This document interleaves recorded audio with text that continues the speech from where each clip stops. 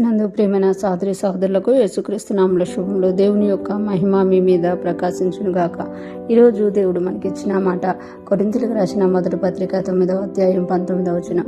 నేను అందరి విషయము స్వతంత్రుడనయ్యున్నను, ఎక్కువ మందిని సంపాదించుకున్నట్టుగా అందరికీ నన్ను నేనే దాసునిగా చేసుకుంటుని. ఈ మాటలు పౌలు గారు తెలియజేసినట్లుగా మనం చూడగలం.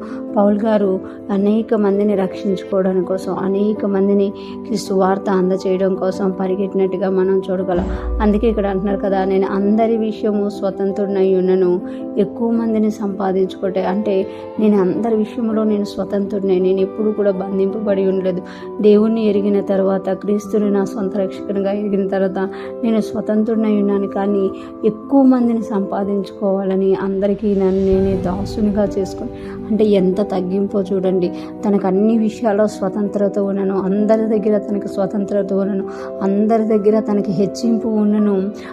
అనేక మందిని అనేక మందిని క్రీస్తు కొరకు సంపాదించడానికి, అనేక మందిని దేవుని వైపు తిప్పడానికి, అనేక మందికి సువార్త ప్రకటించడానికి, అందరికీ నన్ను నేనే దాసునిగా చేసుకో.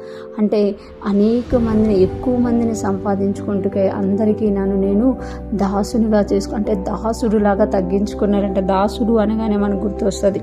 అంటే ఎప్పుడైతే దాసుడికి ఏ పని చెప్తామో అది ఆయన చేస్తూనే ఉంటాడనమాట.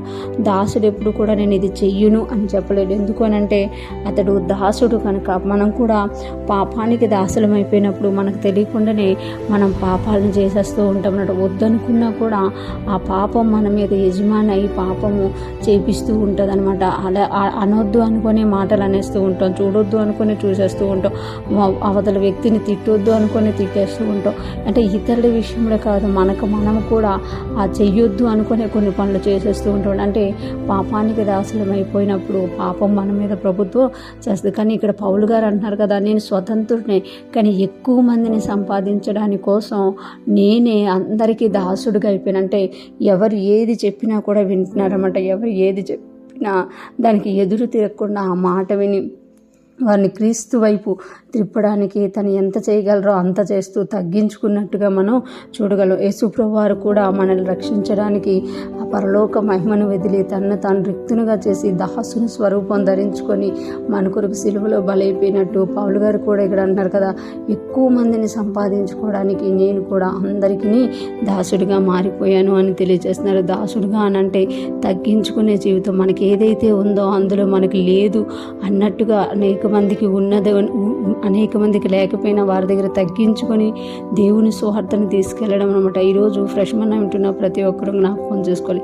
యేసయ్య మన కొరకు దాసుడుగా అయిపోయి మన కొరకు సిలువలో మరణించి తన ప్రాణమును అర్పించి ఉంటుండగా, పౌలు గారు తనకు అన్ని విషయాల్లో స్వతంత్రత ఉన్న అది వదిలేసి దాసునిగా మారి ఎక్కువ మందిని సంపాదించాలని ప్రయాసపడుతుండగా, మనము ఎలా ఉన్నాం? ఇతరుల మీద హెచ్చించుకునే వారిగా ఉన్నామా? ఇతరుల కంటే నాకు ఏడు తక్కువ అనే గర్వంలో ఉంటున్నామా? లేకపోతే ఇతరుల్ని సంపాదించుకునే విషయంలో మనల్ని మనం దాసురాలుగా చేసుకునే స్థితిలో ఉన్నామా అనేది మనల్ని మనం పరీక్షించుకోవాలని ఈరోజు దేవుడు తెలియజేస్తున్నారు. ఈరోజు ఫ్రెష్ మనం వింటున్న ప్రతి ఒక్కరూ కూడా దేవుని కొరకు ఎక్కువ మందిని సంపాదించడానికి కొరకు మన స్వతంత్రతను పక్కన పెట్టి ఇతరుల స్వతంత్రతను గౌరవిస్తూ ఇతరులని దేవుని వైపు తిప్పడంలో మనం ప్రయాసపడదుము కాక, దేవునికి దాసులుగాను ఇతర మనుషులకు కూడా అవసరమైన ప్రతి సమయంలో దేవుని సువార్త విషయంలో దాసులుగాను ఉంటూ ముందుకు సాగిపోయి దేవుని రాజ్యాన్ని విస్తరింపచేయుదుముగాక. ఆమేన్.